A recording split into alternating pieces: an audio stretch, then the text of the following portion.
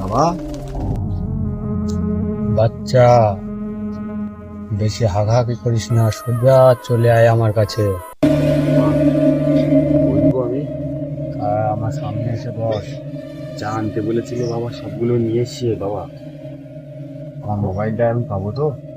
কোনো কিছুই ভুল করিসনি তো? সব কিছু এনেছিস তো যেগুলো আনতে বলেছিলাম?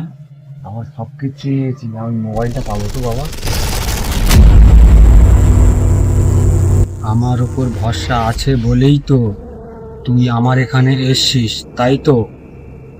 হ্যাঁ বাবা, তো তোমার উপর ভরসা আছে বাবা, আমার পুরো ভরসা আছে আমার। তুই কি জানিস আমার ফি কত?